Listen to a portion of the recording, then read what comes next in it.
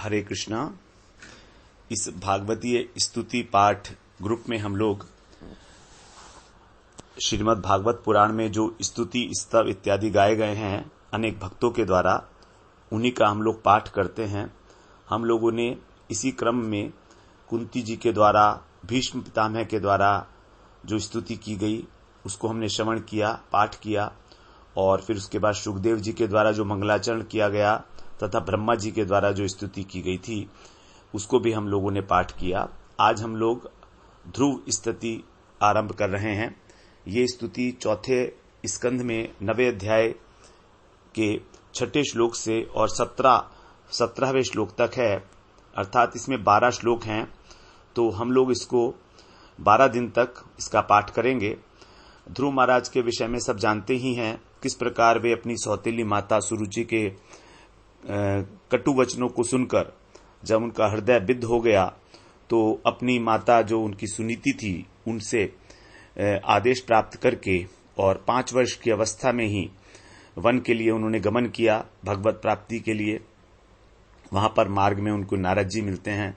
नारद जी ने उनको उपदेश दिया, उनको 12 मंत्र का उपदेश दिया, और वन में जाकर वो मधुपुरी में अर्थात मथुरा में जो ध्रुव टीला है वहां पर उन्होंने जाकर तपस्या की है भगवान की। 5 महीनों के अंदर ही उन्होंने भगवान की प्राप्ति की है। अत्यंत तीव्र तप उन्होंने किया है। और जब उन्होंने 5वां महीना पूरा हो गया तो कुछ भी नहीं खा रहे थे। उन्होंने अपनी प्राणों को जो है वो खींच लिया, तो उससे सारे विश्व की जो प्राण वायु थी वो अंदर चली गई ध्रुव जी के।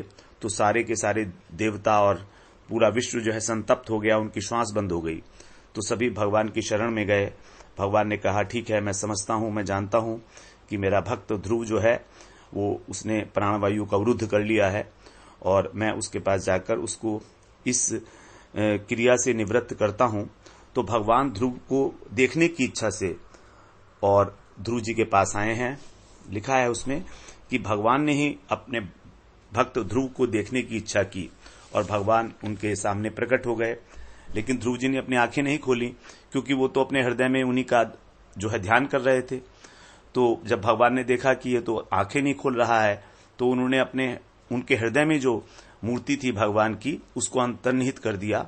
और तब सकपका कर ध्रुव महाराज ने जब आंखें खोली तो वही जिसके वो दर्शन कर रहे थे हृदय में, सामने भगवान खड़े हुए थे। अब ध्रुव महाराज तो केवल 5 वर्ष के हैं, स्तुति करना चाहते हैं भगवान की, लेकिन कर नहीं पा रहे हैं, क्योंकि शास्त्रों का ज्ञान तो है नहीं। भगवान उनके मनोभाव को समझ गए। उन्होंने अपने शंख से ध्रुव जी का जो कपोल है उसको स्पर्श कराया, और सभी जितने भी शास्त्र पुराण इत्यादि हैं उन सभी का जो अर्थ है वो उनके हृदय में प्रकाशित हो गया। और ध्रुव महाराज जो है बड़ी सुंदर स्तुति करते हैं 12 श्लोक के अंदर। वो कहते हैं, ध्रुव महाराज कहते हैं इसमें कि आपने ही मेरे हृदय में प्रवेश करके और मेरी सोई हुई चेतना को जागृत किया है। आप एक ही हैं और अपनी गुणमयी माया शक्ति से ही अनेक रूप में भासते हैं। जो मुक्त पुरुष हैं वो भी आपके चरणों का ही आश्रय लेते हैं। और जो हमारा शरीर है शव तुल्य है, तो इसके द्वारा जो भोगे जाने वाला इंद्रिय सुख है वो तो मनुष्य को नरक में भी मिलता है। तो फिर इस प्रकार से जो इस विषय सुख के लिए लालायित हैं उनकी तो मानो बुद्धि जो है वो आपकी माया के द्वारा ठगी गई है। और आपके चरण कमलों का ध्यान करने से, आपके भक्तों की पवित्र चरित्र सुनने से जो आनंद मिलता है वो तो ब्रह्मानंद में भी नहीं है। इसलिए आप मुझे उन विशुद्ध हृदय महात्मा भक्तों का संग दीजिए जिनमें आपके प्रति अविच्छिन्न भाव है, भक्ति भाव है, अनन्य भक्ति भाव है। तो उनके संग में फिर मैं आपकी लीलाओं कथाओं को सुन के और उस अमृत को पान करके उन्मत्त हो जाऊंगा। इस प्रकार जो संसार है ये, इससे मैं सहजता से ही जो है इस भवसागर से पार हो जाऊंगा। इस प्रकार ध्रुव महाराज बड़ी सुंदर स्तुति करते हैं 12 श्लोकों में। हम 12 दिन तक इसका पाठ करेंगे। अब हम लोग आरंभ करते हैं। ध्रुव महाराज कह रहे हैं, ध्रुव उवाच यो अंतः प्रवेश्य मम वाच मिमां प्रसुप्तां सञ्जीवयत्यखिलशक्तिधर स्वधाम्ना अन्याश्च हस्तचरण श्रवणत्वगादीन् प्राणान्नमो भगवते पुरुषाय तुभ्यम् एकस्त्वमेव भगवन्निदमात्मशक्त्या मायाख्ययोरुगुणया महदाद्यशेषम् सृष्टवानुविश्य पुरुषस्तद्सद्गुणेषु नानेव दारुषु विभावसुवत् विभासि त्वत्तया वयुनयेदमुचष्ट विश्वम् सुप्तप्रबुद्ध इव नाथ भवत्प्रपन्नः तस्यापवर्गे शरणं तव पादमूलम् विस्मर्यते कृतविदा कथमार्तबन्धो नूनं विमुष्टमतयस्तव मायया ते ये त्वां भवाप्यय विमोक्षणमन्यहेतो अर्चन्ति कल्पकतरुं गुणपोपभोग्य मिच्छन्ति यत् स्पर्शजं निरयेऽपि नृणाम् या निर्वृत्तिस्तनुभृतां तव पादपद्म ध्यानाद् भवज्जनकथा श्रवणेन वा स्यात् सा ब्रह्मणि स्वमहिमन्यपि नाथ मा भूत् किं त्वन्तकासि लुलितात् पततां विमानात् भक्तिं मुहुः प्रवहतां त्वयि मे प्रसंगो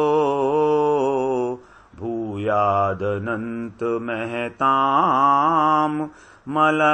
मलाशयानां